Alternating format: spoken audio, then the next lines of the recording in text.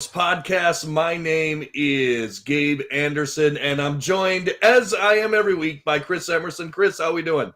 Doing good. I'm not on COVID protocols, so I'm a That's step up true. for half the NBA. That makes one of you. So that makes one person. We're also joined by Jared Good, as always. Jared, how we doing? Doing wonderful. Got a nice little winning streak rolling. I'm also COVID free. I think I've never been tested for it, which, maybe I have it. I don't know. But I'm also indoors, and it's in the middle of winter, so that's a win. Yeah, and we have a special guest this week. Not sure if he's COVID positive or negative. We'll find out. Deontay, how you doing? I'm doing good. I'm negative. I did a test last week, so there you go. So we're all COVID negative. That's good to know. So I think what we named, I think we got to get the business stuff out of the way here because, man, it came out today that Jared Vanderbilt and Patrick Beverly have just joined the ranks of the Timberwolves players who are in the safety protocol. So I'm just going to put it out there. We'll start with you, Chris.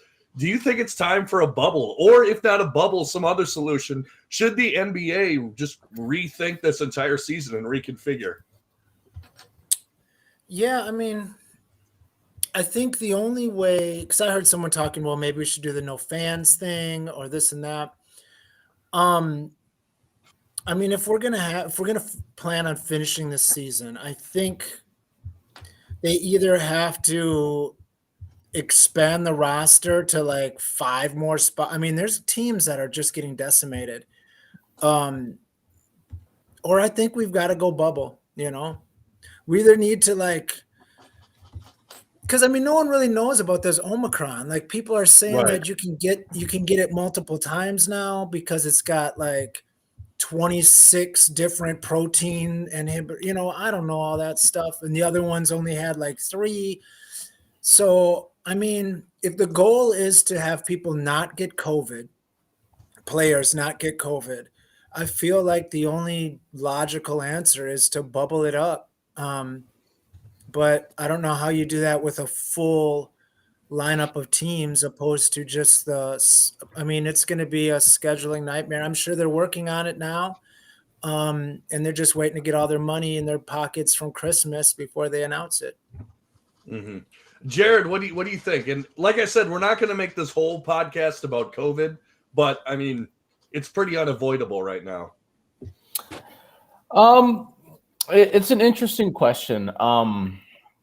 I guess I think my initial answer would be I'd be open to a 1-month bubble or just even a temporary bubble in a way. My biggest issue is there's so many different variants. I think we're at we might be at like 6 or 7 variants by now of COVID. So I'm not a COVID expert, and I just feel like more and more of these variants keep popping up. And this is kind of, a very opinionated question. And I don't think that I'm one of those people that doesn't think COVID is there's people that think COVID's fake. But I guess my biggest question is, what is the end result? What is the end game that we have with this COVID issue? It's been going on for what I believe since last, or maybe was it 2 marches ago? Almost. Yeah, it's almost 2. 2 marches ago. We had this pop up, and it just kind of, a lot of people say that COVID is never going to go away, and that scares me. It doesn't. I wouldn't say it scares me, but I feel like we're prolonging the future due to this variant. We don't really have an end result. We have all these people that are vaccinated. I'm vaccinated myself. Not that it really matters who's vaccinated and who's not vaccinated, but I feel like it really hasn't helped like they thought it would in a way, because we get new variants and, more and more stuff keeps popping up. So as far as the NBA in general, I would be open to a 1-month bubble, just to kind of see where we're at. Yeah, just kind of break things down a little bit and see where we're at in a month. I don't ever want this to be we have this NBA that never has fans, which kind of concerns me. And not just the NBA either. You know, I'm not going to rant too long here, but the NFL had like 150 plus players on the COVID list this last weekend. And, you know, I just hope there's an end result that's somewhere in the near future. Yep. Okay. Devontae, what do you think? So I don't think they're gonna, even though I think it's a good idea, gonna do another bubble. You know, I even seen a surface on Twitter. The reason why is because a ton of players just hated staying in Florida. You know what I'm saying? And an apartment day and out. I mean, day and night, like in their room. So I don't think they're gonna do that. I think just go back to last year's format where there was no fans, but they still travel and stuff like that. And I think that's the best idea. So, you know, as of, you know, the bubble and stuff like that, I think they're gonna do. I don't think that they'll expand because I heard you say probably 20 players on roster. I don't think they have that much money. You know what I'm saying? Because they lost a lot of money, Right. you know, over the recent years. So I don't think, you know, they have enough money to pay more and more guys. So I just think they go back to last year's format or just take probably one or the other. Yeah, and now this might my take on this. I have a very strong take on this. You can take it or leave it depending on, but kind of like what Jared you were talking about, right? Like you were talking about like maybe COVID never goes away, right?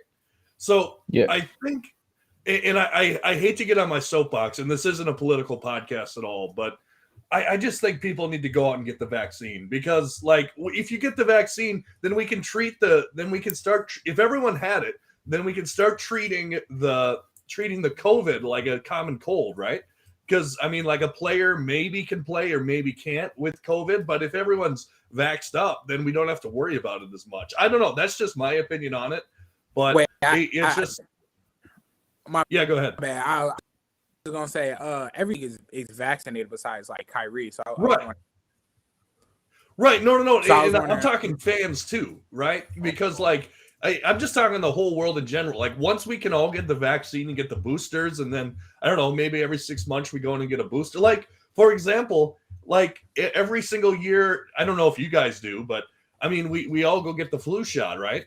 I mean, I think we can kind of treat it like that, and it can kind of just be. Man, it just sometimes stupidity doesn't sit well with me when people aren't getting a free thing that's going to help them. But I'll get off my soapbox now. That's just me. You have something to add, Chris? I thought you were not that much. Nothing that's going to be that informative. Okay. Sorry, I thought you were saying something. Anyway, so we can get off our COVID soapbox. I would say the overall message from this would be to get the vaccine. If you haven't here's already, something after Christmas. I bet you something will. So I bet you something will be announced after Christmas.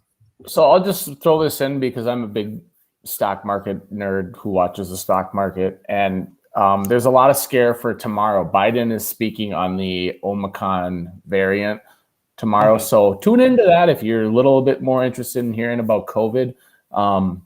I know the market has kind of fluctuated a lot. I don't know if it's a fear or if it's because people believe that we're gonna have an end solution. I don't know, but there is a meeting tomorrow or a press conference on the Omicron variant from the president.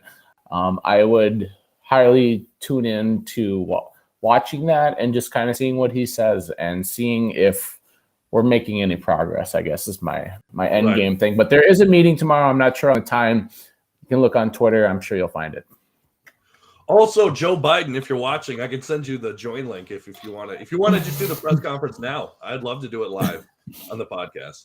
Or he can at least message, like go in the chat. We'll see. Right. Yeah. Anyway, all right. So this is, as we know, this is the Everything's Coming Up Timberwolves podcast, and I don't want to talk COVID the whole time. I just think that we had to address it because it's what's happening. It's what's happening right now. Even last night, like, let's be honest, that was not a full strength Mavs team. Like they had 5 players out, and now we're gonna have 5 players out. It seems, I don't know. It seems weird, but could be a good opportunity for some of these G League guys. Like I saw the Wolves just called up McKinley Wright and Nathan Knight. So maybe they'll see some playing time. I mean, with Beverly out, we don't need a point guard. Anyway, so let's talk about it. T-Wolves have won four games in a row. Jared, what's been the key to the turnaround after their losing streak? Another interesting question. I think that we played against teams that were not all that good, to be honest. I know people on the surface look at the Nuggets and they say, oh, the Nuggets got Jokic. Yeah, well, they're also missing Jamal Murray and they're missing Michael Porter Jr. And we're a pretty solid team. We're at full strength. Now, granted, we were missing we weren't missing Edwards for that game where Edwards went nuts. But following that, we played the Lakers, who I mentioned on the last podcast, where we get beat as teams that shoot threes well. The Lakers do not shoot threes well, and we smoked them without one of our stars. And the third game, the Mavericks, you get them without their best player, and Luka Doncic, who controls one of the highest usage rates in the entire NBA.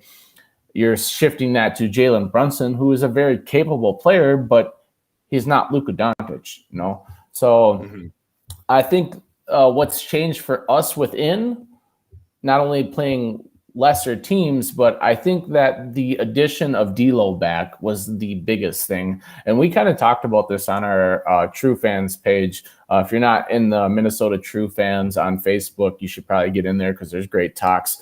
But Chris brought up something that was interesting and kind of struck a nerve with some people, and I kind of defended him on it. And it was that Ant is the most replaceable player on the Timberwolves team. And when you look at that, people are like, "Oh, Ant's the next Michael Jordan. Ant's he's got all the talent in the world." And I said, that's not what Chris is saying. Chris is saying, from a depth perspective, that Beasley is more capable than if D'Lo was out, than like a J Mac or a Noel. So kind of like a big thing for me, and it kind of panned out to be correct because we went 3-0 after this post was made. Oh, Devontae, what? Yeah, go ahead. My only issue with that statement was Beasley's been paying horrendous. Like, I don't know if last year was like a 1-year wonder type of, that's why all offseason I was like, we have to trade him. Like, one thing about role players, you have to sell high when their value is high. That's why, that's why, when before the Raptors traded, like Norman Powell, Gary Trent, Norman Powell was playing really, really good. So with role players, I feel like, you have to sell high. You're always supposed to sell high. But I just, in my personal opinion, I think that that Cat was the most replaceable. And we lost by like 5 against Kevin Durant and James Harden and them, so that was my only take with it. It was just, I understand if Malik was playing like he was last year, but he's not. And also I honestly think Noel should be taking his minutes now, like, because if we're being honest, if be the three, then like what does he really have to offer? Like, no, isn't getting his shots. He could create his own shot, or he could attack the basket. So that's how I kind of look at it. And then lastly, what I wanted to share with you guys, he's a kind of roller coaster. So I was looking on Twitter, and it was like, this is how the Timberwolves season has been. We started off 3-4. We had a 3-1 record. Making the playoffs. We lost 8 of 9 after that, 4-9 record. Everyone's like, okay, we just need a tank. We need to trade for Ben Simmons or something. Then we won 7-8, turned into 11-10. And everyone's like, okay, we're really. Then we lost 5 of 5. Everyone's like, okay, we need to trade. We need to do something. We're bad. Then we went 4-4, and everyone was back to like, okay, we're back good. So it's kind of been like a roller coaster, if I'm being honest. It has. It has. Chris, why don't you talk about your point about that Ant is the most kind of the most replaceable person on the Wolves, more than, or not person, but more than Ant or sorry, D'Lo or Cat. Well, to even go a little further, I extended it on that post. And I mean, a little bit of it was trying to get a little rise, but based on reality too, I even said starter, most replaceable starter, because I think what Vanderbilt's bringing right now is something that we don't have a power forward that can replicate that, even just quality minutes And there's a lot of minutes that Vanderbilt has that aren't that quality, but he has those minutes that are exceptional. It's going to be interesting to see how we fill that role. And then Beverly as the other starter, once he became in our starting lineup is when we took off. And, I talked about it a couple episodes ago. A 5-man unit, our starting unit, but it's not based just on starters, but that 5-man unit is the best in the NBA by leaps and bounds in what is it, plus minus or efficiency or something like that. I believe it was like 35 from the next closest starting 5. Yeah, Like it's a big the jump. difference was it was huge. It was big. And it's really Beverly that makes that difference, because when you looked at that same lineup without Beverly, I think it's like a below average or just an average. So Beverly himself makes a big impact. So my point was, when you have Beasley, who I'm not counting like exact current Beasley, but when you have Beasley, who's, for a year was a 20-point scorer, and for his career, he's a 38% 3-point shooter, and that's on 1,400 shots. He's a 38% 3-point shooter. So sooner or later, I figured that's going to have to come back to his norm. And that's even including his, this year where he's shooting 33%. And then Noel, I was hoping that Noel would get back to being good Noel. And I know Jared's been pumping it. I know Devontae's a big Noel fan. And I've been hot and cold on him, because for each 5-game stretch where Noel is like the answer, and he looks like some sort of like Ben Gordon kind of spark plug off the bench, fill it up, do a little bit of everything, he'll go on a 10-game stretch where he shoots 12%. So I'm hoping he can be consistent. But just having those two guys, even if they're not scoring, my point was based off the offense. Like, we can still run our offense. We can still have proper spacing. We can still have the ball flowing around with those guys taking over Anthony Edwards' spot. It'll also have D'Lo will take a couple more shots. Cat will take a couple more shots. Everything's kind of replaceable. Obviously, Edwards is better. Obviously, I'd rather have Edwards. And his defense alone is good, and his rebounding is important. But I just thought it was, a little bit of a hot take, but I don't disagree with that take. But one thing, when you on this question, you asked what has changed, why we've picked it up, and the answer kind of goes along with what I was saying about Anthony Edwards, maybe being slightly more replaceable. Is our like B, C, D level guys have stepped up. Like McDaniels has hit his open shots, and he's looked okay. Noel has played well. Vanderbilt is every game's getting a little bit better on offense, where we know how to use them and know how to not use them. So kind of those middling players stepped up over this stretch, and that's what we're going to need. Yeah, I mean, Jane McDaniels, he had one play in particular, I think last night, where he dribbled through the lane and actually hit a step back, which I've never seen him hit.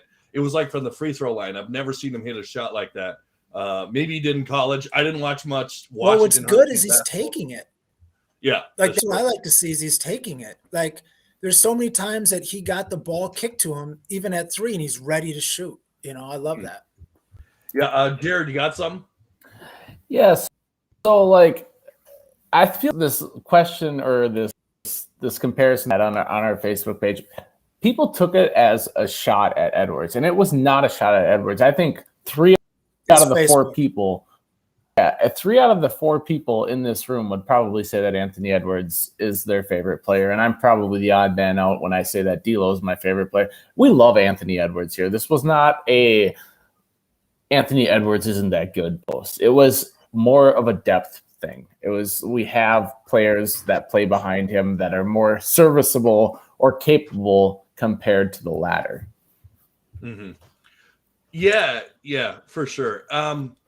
So I want to touch on something quick. It's not Timberwolves related, but obviously we had the great LeBron James come into town, and he didn't he didn't do much. Like he hit a couple threes, but it's not the same LeBron that we've seen in the past. Now, do you think it was just a one night fluke, or do you think it was just it's not the same LeBron anymore? What do you think, Devontae? What do you think? I think his age is starting to, really catch up to him. And, I'm not going to, go on and on talking about the Lakers, but I just think, I don't think he's that good of a GM. I feel like he should just let, Rob Blakely get his job back. And, because I just feel like, they overpaid for Westbrook. They gave him a first and like 3 really good role players. And, now I feel like, Anthony Davis is, injury prone now. So, like, he's more in street clothes. I just feel like when it comes to players, their best ability is availability. That's the reason why I go on D'Lo. It's just because it's like he's always sitting more than he's playing. Like he's averaging probably about like 58 games.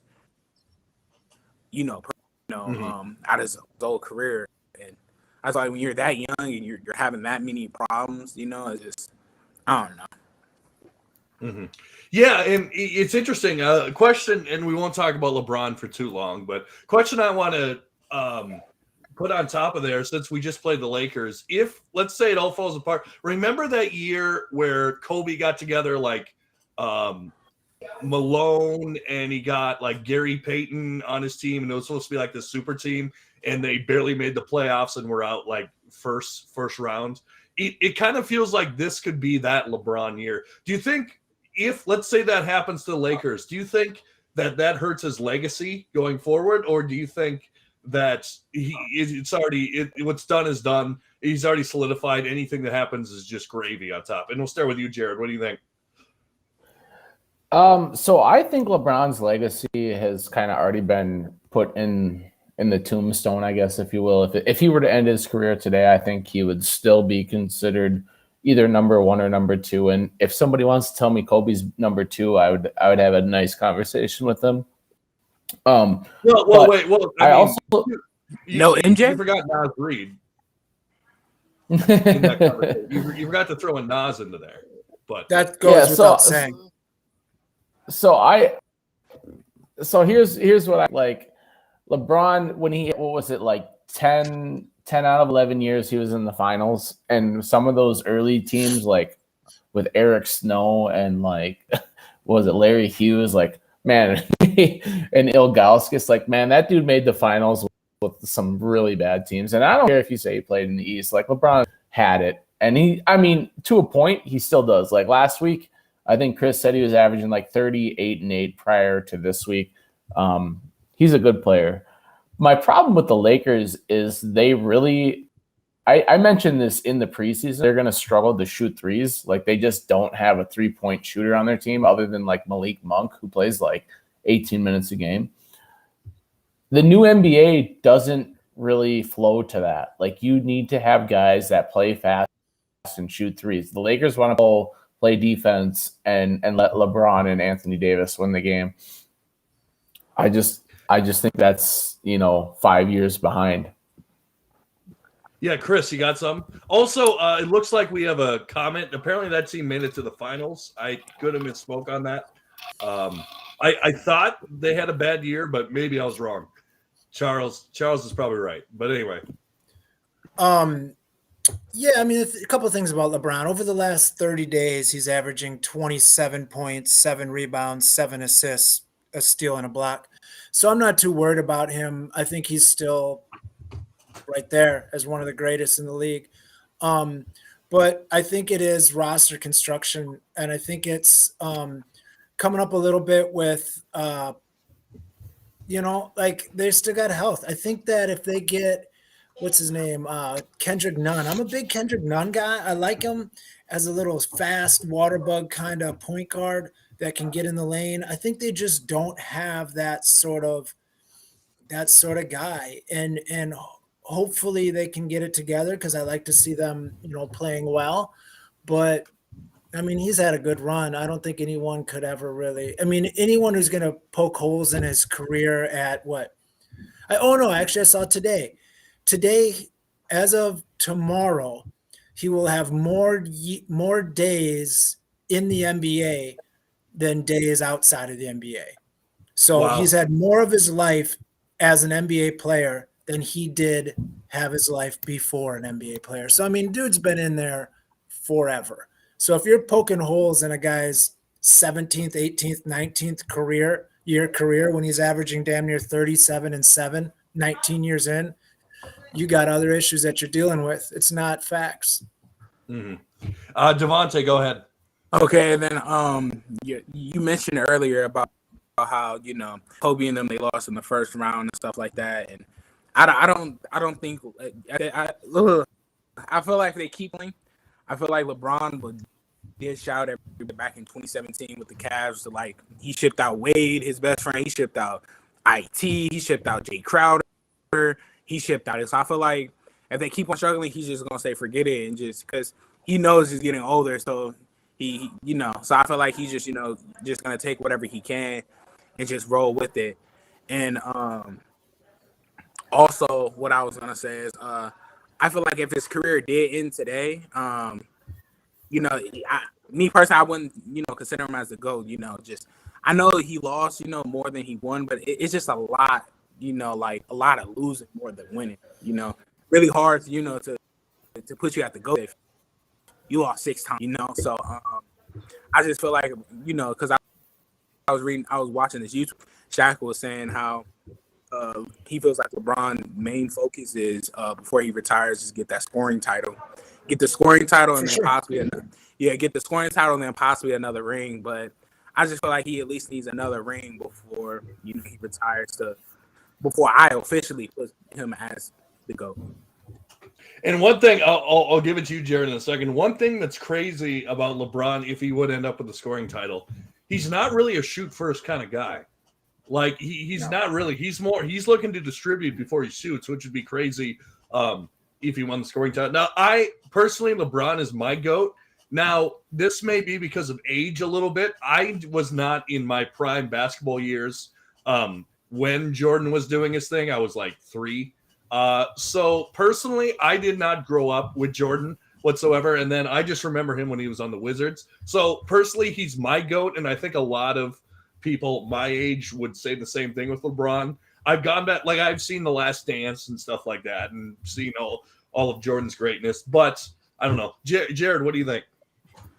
It's funny you bring that up because I believe me and you are pretty close in age. Yeah, relatively. And I have LeBron at 2 still, and it's basically just because of his finals record for the most part. Behind Wilt Chamberlain?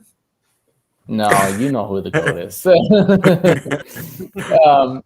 But looking at this last couple touching points up on LeBron, Russell Westbrook is a guy that, this is my personal opinion, and it's a guy that I really like. I think he's actually a pretty good player.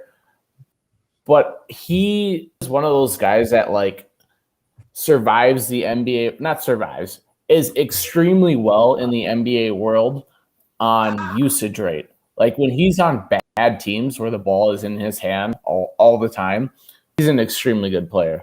When he's on good teams and there's 2 other all-stars around him, he's not that good.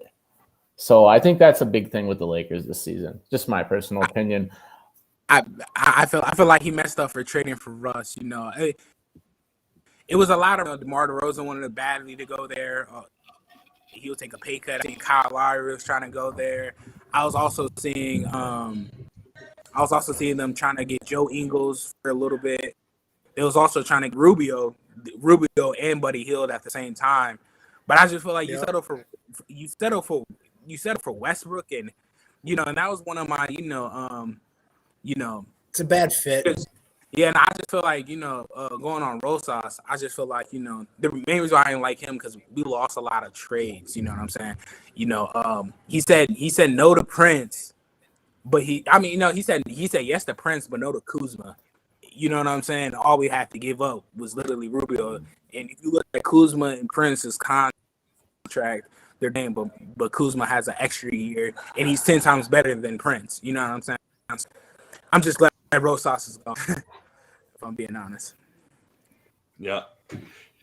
Yeah, I mean, and this is kind of another conversation maybe for another day, but to Rosas's credit, he did draft Anthony Edwards.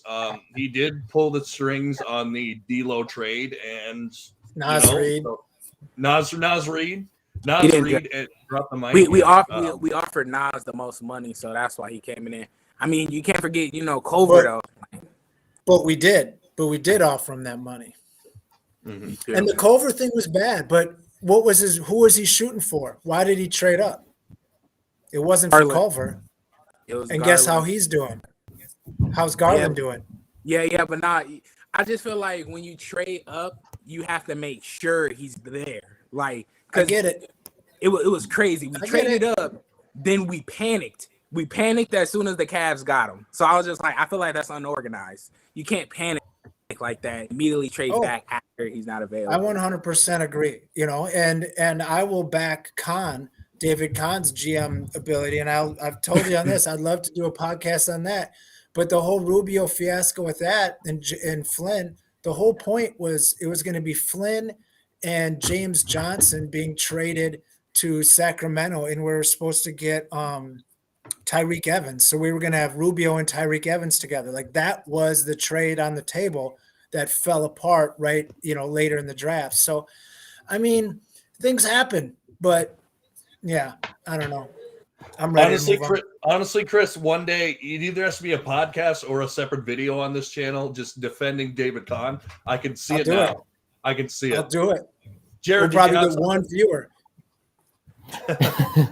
Yeah, so we're at our midpoint in our podcast, and I feel like this is the time where I have to tell you how our fantasy matchup went. Me and Chris played each other in fantasy basketball last week. I took the L. Chris beat me 5 categories to 4. So for the rest of the podcast, if I have a freezing cold take, Chris gets to jump down my throat and cut me off. The rule was I can interrupt him if I won. But, I mean, I kind of knew it was going to be a win anyway, so it's really not a big thing for me. Yeah, you guys are all too polite. Yeah. Yeah. Congratulations, Chris. Way to get that dub. And how are you guys doing in the league in general? I'm in 10th, but I think Chris is in 8th. It was a dumpster fire. I'm setting it up for the playoffs. Oh, okay. So you're a late round kind of player. My whole team's been hurt. I got Aiden, I got Beal, I got John Moran, everybody that could possibly be hurt. That's who's on my team.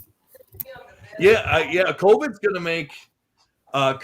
make it very interesting. Fantasy basketball. You might get some hitters like with a Jalen Noel or a G League guy. He might become one of your starters here. And we have someone. Let's talk about Noel. Yeah, someone. Well, let's do it. But Chris, we have Charles in here who agrees with you.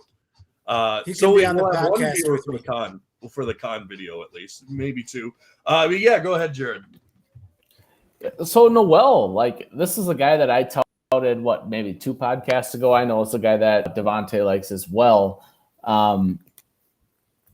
Dude's playing. What do you guys like minutes, about man. him? I want to hear you guys talk about him because I want to bring this up because Devontae asked me earlier about why. Well, this is kind of like a pre-show thing that he asked me, is why I didn't like Kemba Walker, because Kemba Walker is kind of an appealing piece to the Timberwolves who don't have a backup point guard. I get it. I do. I'd be more comfortable running Noel at the 1 than I would have Kemba being backup point guard. And now Noel might be a little bit 2 than a 1 if we're going to be completely serious. But Noel just he does it all. He can shoot a little bit. He can drive a little bit. And you're talking about a backup player on a team that really struggles, guys that can fill that role. That's perfect. I don't want anybody to do anything excellent. I just want one guy to do a couple things okay. Devontae, anything to add on that? Okay, so for me, sorry, I have to shut the door. But so for me, it's all good. I'm not gonna lie. I was very last year I was very Rosas taking Noel because he took him over THT. He took him over Terrence Mann. So if we had any one of those guys right now, we're a deep team.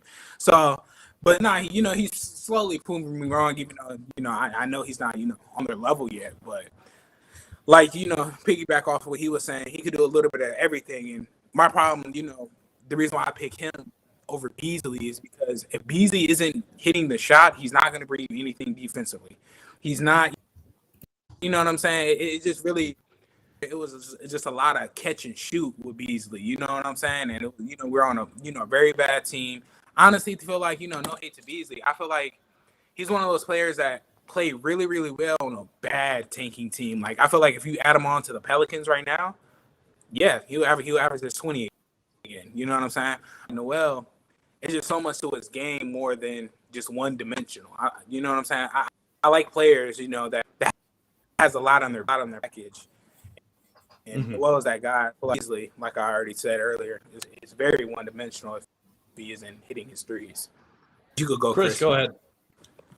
Yeah, I would say that's a good take. I mean, Noel's got so much more play creation ability. Like he's got more wiggle. Like you very rarely see Beasley like break a guy down off the dribble, and that's something that Noel's been showing these last couple games. Noel was also like a 44% three-point shooter in the G League his first year. So guy can stroke it. Like don't get it fooled. Like he can flat out shoot when he's on. I would say defense is a big difference. Beasley's been playing solid defense, and that's why I think he's been playing over Noel. Chris Finch just in the last press conference when they asked him about Noel, he said the reason Noel hasn't been playing is because his defense has been bad. But he said he's been impressed by what he's been seeing lately from him. So, Noel's little. He's skinny and he's little. Not like Beasley's much bigger by any means, but these guys are, it's kind of hard to plug you into the NBA sometimes when you've got, point guards that are Luka size or, you got some big, strong men out there, and sometimes just size matters. But if he can keep doing what he's been doing, I think he might be one of the most valuable players on our team because he gives us that spark when we need it. Like he gives us a guy that can come off the bench when it's let's say it's D'Lo, Beasley, and Noel in the game. Like when it's the second unit with D'Lo a lot of times, Beasley's kind of like our main shooter, and I don't know what to do with him because he has to get open, and they know that he's the only guy that can affect the game other than D'Lo, so it gets a little tricky.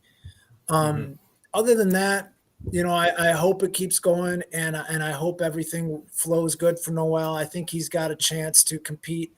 And speaking of great contracts, I think he's signed next year on a team option for like $1.5 million. So anything we get from him is even more and more. Right, and with all the COVID stuff going on, I mean, it looks like we're going to need him at least. I mean, maybe even throw someone like Jake Layman under there. We might need him to suit up. I mean, now with Patrick Beverly and Jared Vanderbilt out, I mean, it's going to be all hands on deck. And like I said, that's why we called up McKinley Wright and Nathan Knight. It's going to be all hands on deck for the Wolves and most of the NBA. Devontae, go ahead.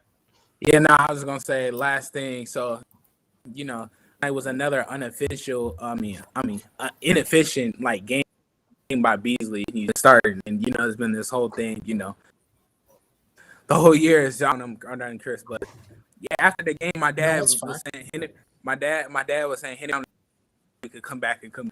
He hasn't been. I think he led the team in assists at half. Probably. Yeah, he had like 6 last night. Jared, go ahead. So we've talked a little bit about COVID much of this episode, but it's a real thing in the NBA. It's a very big issue right now. And to piggyback off what you were saying, Gabe, this is where you're going to see the bench depth matter for some of these teams. Now, me as a Timberwolves fan, I don't think we have a whole lot of bench depth. That's just my opinion. No. You could disagree with me if you want to, but I'd argue with you otherwise. But it's interesting because you are going to see teams and players miss guys for 3 games at a time. Like we've had postponements in the last week. I don't know how many games are up to for postponements, but I think it's like 7 or 8 within the last week. And like you're saying, we have now, I believe, 5 guys, because I think Okogi's on that list as well. I don't know if he's been mentioned yet, but I think he's on that list as well. So we have 5 guys out with COVID or COVID-like symptoms / protocol. You're going to see the benches get in there a little bit more and shake it up a little bit. That time of the year where I think like Jalen Noel is a good guy to have on your bench, and there's other pieces on our bench that I would say are bad guys to have on your bench, but it's a depth league right now. For sure. And something interesting, like who knows who else is going to go out with COVID protocol? I mean, like Patrick Beverly and Jared Vanderbilt just played a full game with people or with players all over the league. I mean, like played with Towns, played with D'Lo, and I don't want to wish COVID on them, but who knows what could happen if contract tracing or whatever. But yeah, no, it's going to be interesting. Chris, did you want to go? Oh no. Oh, Next. Okay. Sorry about that. So yeah, actually, so we're getting closer to the. You might have to cut this one a little short just because there's a Vikings game I want to get to be honest with y'all. But well, there's one thing I want to mention. Yeah, go ahead. One thing that's been kind of bothering me since the Washington game. So that game was tricky because they're a good team, but they had some little Euro guard, Meadow, or I don't know the guy's name, and he was killing us with cuts, killing us on. He's one of those guys that's like a C-level talent on your roster, but he's giving you like B-level production because he's just working hard, kind of like Jared Vanderbilt style. And when I watched it, I remembered back to when we hired Chris Finch, and people were talking about like, oh, what's he going to do on offense? Like he had the Boogie Cousins and AD offense with the Pelicans, and with Toronto, he had this, everyone was shooting threes when he was in the G League, and he's kind of been this innovator. But one thing that somebody said was every team he's been on has went from real low in cuts, like players making cuts, to super high. And I tried to kind of dig up that thing, but it was from years ago. So I looked it up today, and 2016-17 on the Pelicans were 25th in the NBA in cuts, like just plays that maybe scoring plays that led to cuts or just cutting in general. And then the first year with Finch, they went to 7th. So they went from 25th to 7th. Toronto went from 29th to 11th. And, just making cuts, moving the ball, using what he calls his flow. And in 2019, we were 18th. In 2020, we were 11th in cuts. And this year, we're 21st. So it's just not happening. Like I was hoping to have this motion, guys like Okogie diving to the rim and back cutting, guys like Vanderbilt back cutting, guys like McDaniels back cutting, getting productive, easy buckets off of, from these, I'm not going to call them scrubs, but guys that aren't looked at, as your top performers. And that's the kind of thing I want to see us doing more. And maybe it was just because this whole offseason we worked on defense, like they said, and he hasn't really installed much, or I don't know what, but I really wish that we got to the point where you see a lot of guys making cuts and getting plays off that, because I think that's beautiful basketball, and that's what we need to do. Jared, just go for ahead. example, number 1 in cuts is Golden State, and like number 3 is Cleveland. And those are, Golden State's a monster, and Cleveland has went from nowhere to somewhere. So it matters, and it really helps. So I wanted to touch on that. And one thing I wanted to touch on Vanderbilt is I was watching the game, and I was listening to it from the other team's announcers. and they're talking about how, we kind of everyone plays off Vanderbilt, and they kind of leave him. And a lot of times in basketball, that's a huge problem because you don't want a guy that the other team doesn't honor. That was the big knock on Rubio. That's a big knock on Ben Simmons, where they're, kind of playing off him on the perimeter. But what's kind of clever about Vanderbilt is he's turned that around, because now that there's nobody marking him on offense, he crashes hard for those offensive boards, and there's nobody really to box him out because he's like a free runner. So that's kind of a cool vibe, that he's taken that thing that's sort of been a negative, or looked at as a negative, as a guy who can't space and you don't honor, and he's turned it into like a free run at the rim because there's no one there marking him. That's just two things I picked up recently. For sure. Jared, go ahead. Yeah, so we're talking about cuts and stuff, and I would almost challenge you, Chris, because I know you are very pro Finch, and I am as well, and you've talked about his offense and how you think that like cutting and just the offensive general flow is a lot better under him. And I would agree with you. I'm not going to disagree with you, but I would challenge you and say it might be because of these European players who are extremely well coached. I know you mentioned the Cat, Lauri Markkanen, you have Ricky Rubio. I know we talked about this with Balmero. He's also another European guy. And I think that a lot of these European guys are extremely well coached. So I would think that might have something to do with it more so than like the actual coach.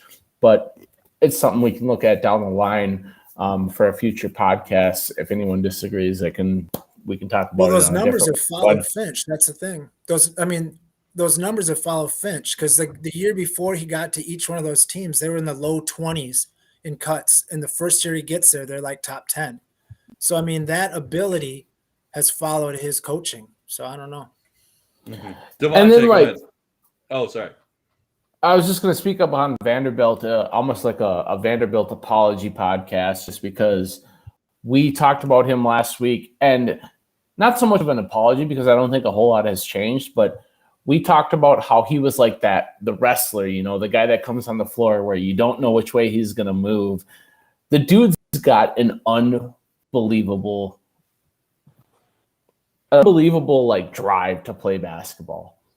Like, he just has that effort factor.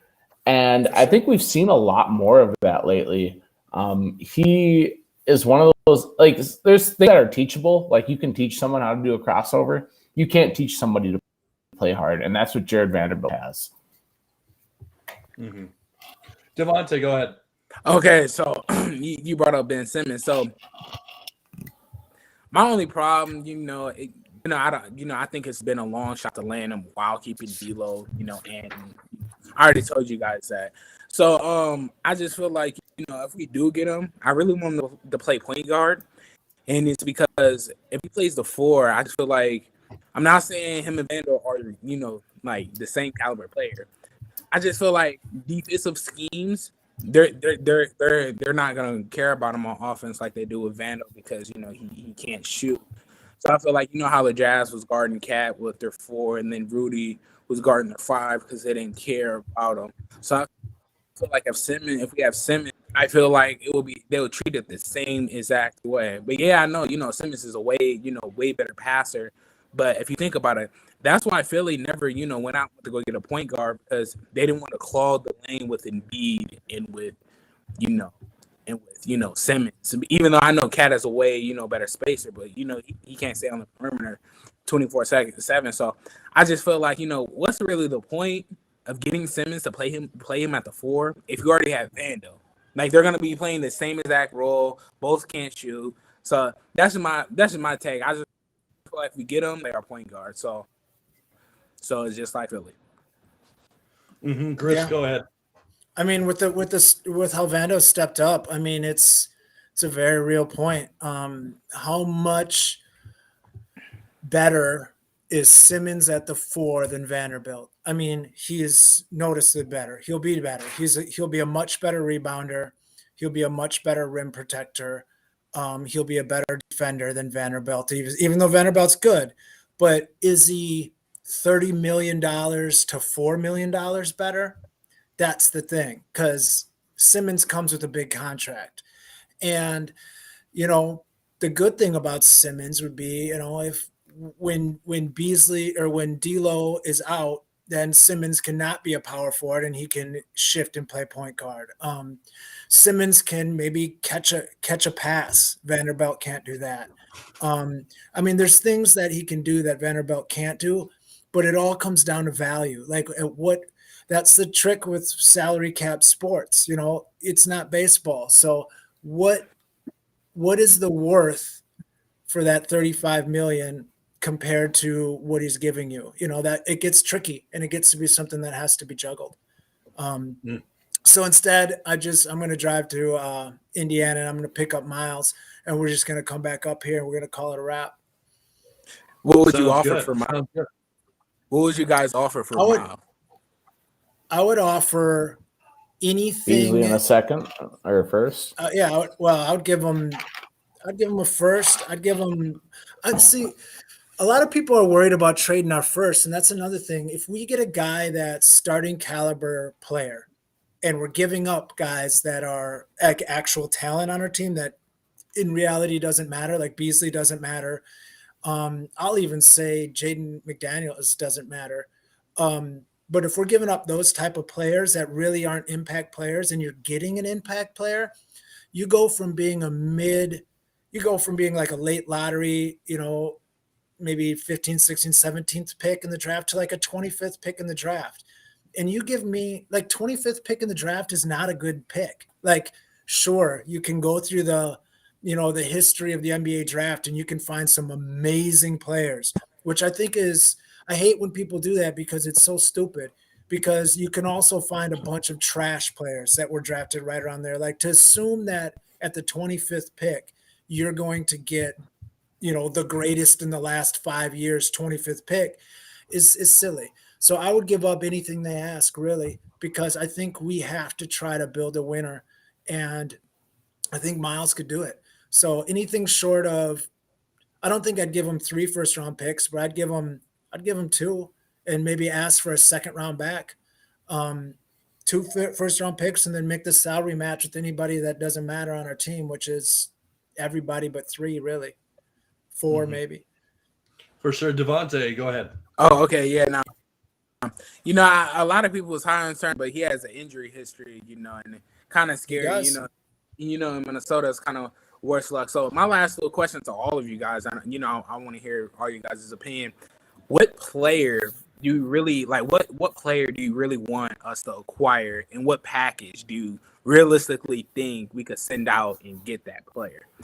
We can start with anybody. Derek, Chris, anybody. I'll go first. The one person that I'm super interested in, and I talked about this last week, but I'm interested in Marvin Bagley. You give me Marvin Bagley and a second-round pick for Tayshaun Prince, I'd do that deal tomorrow.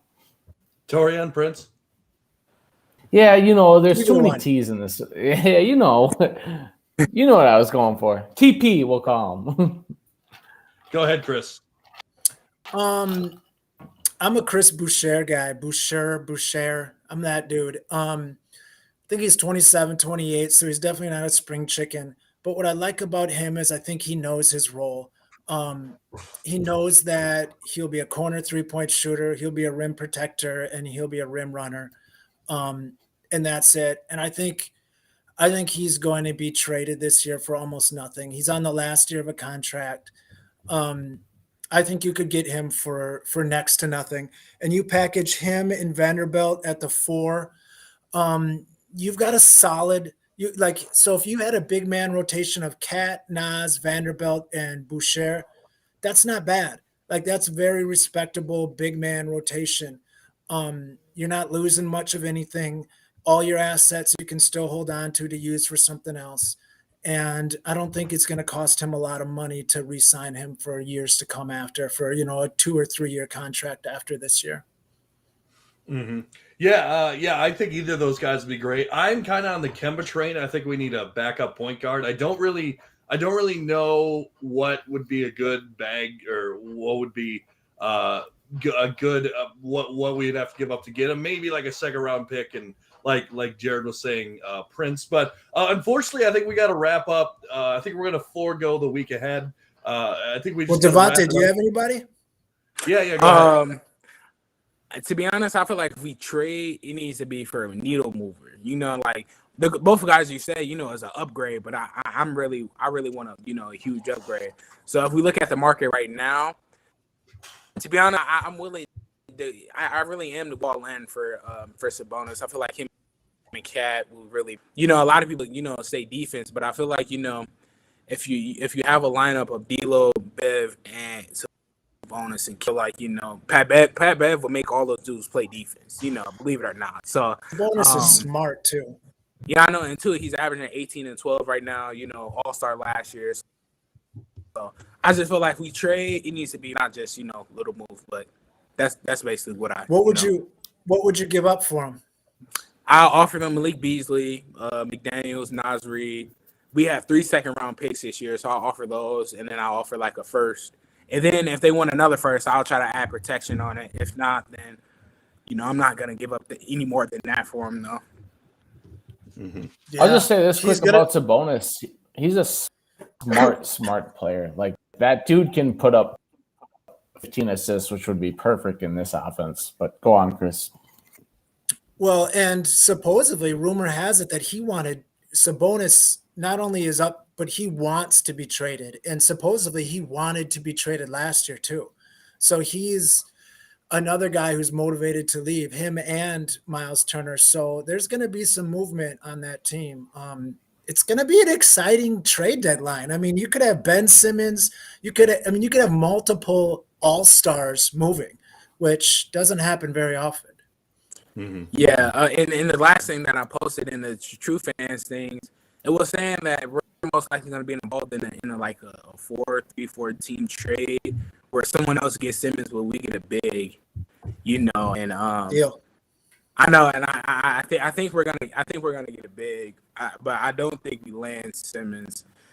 And I go, but everybody knows me. I go back and forth, with Gary all day long about this Simmons stuff because he loves Simmons. He loves Simmons. So anything about Ben Simmons, yeah. Mm-hmm.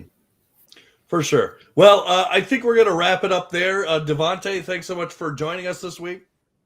Thank you for having me. Yeah, for sure. Jared, thanks for being here as always.